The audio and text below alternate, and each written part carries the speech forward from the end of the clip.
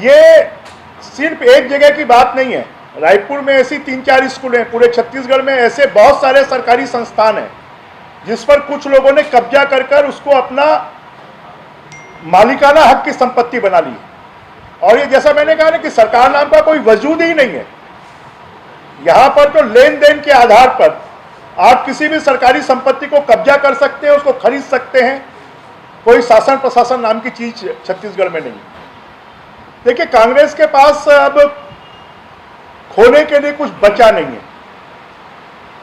अब तो वो खाली लूटने का और लुटाने का काम कर रहे हैं। जैसे छत्तीसगढ़ में लूट का राज चल रहा है, छत्तीसगढ़ में शराब माफिया, रेत माफिया, ड्रग माफिया, जंगल माफिया, भू माफिया और जितने प्रकार के माफिया तैयार हो सकते हैं उतने तैयार हो रहे हैं और उनसे वसूली कर कर उत्तर प्रदेश के चुनाव की तैयारी की जा रही है। बीजेपी सरकार की योजना थी कि बच्चों को, कॉलेज के बच्चों को लैपटॉप देने की, मोबाइल देने की, उस योजना को तो इस सरकार ने बंद कर दिया। आज भी मेरी जानकारी में 8 लाख मोबाइल इनके पास स्टॉक में पड़े हुए, उसको नहीं बांट रहे हैं। तो एक ही पार्टी एक ही देश में 2 मापदंड अपनाती है।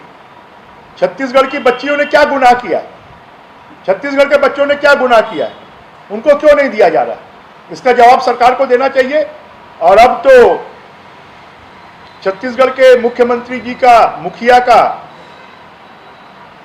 ऐसा लगता है कि उनको छत्तीसगढ़ की बजाय ज्यादा चिंता उत्तर प्रदेश की है।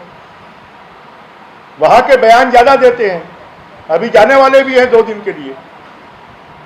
तो उत्तर प्रदेश में जो घोषणाएं हो रही हैं उनको यहां पर घोषणा क्यों नहीं कर सकते, यहां के लोगों को उपलब्ध क्यों नहीं करवा सकते? देखिए, राजनीति किस बात की है? आज आपके टेस्ट का जो स्तर है वो कितना कम हो गया है। वैक्सीनेशन आपने कहा हम राज्य सरकार के पैसे से लगाएंगे, आपको कौन मना कर रहा है? आप लगाइए।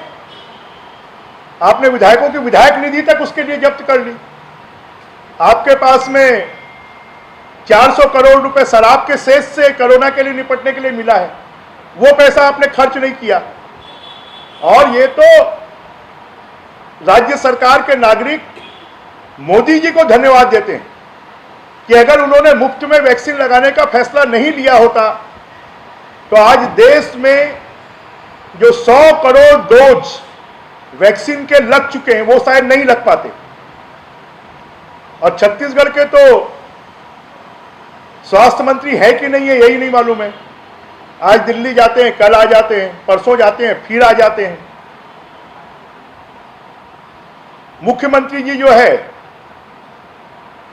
खाली उनके ऊपर में टॉन्ट करने में और उनके जवाब देने में लगे हुए हैं। मुख्यमंत्री जी को लगता है अब राज्य की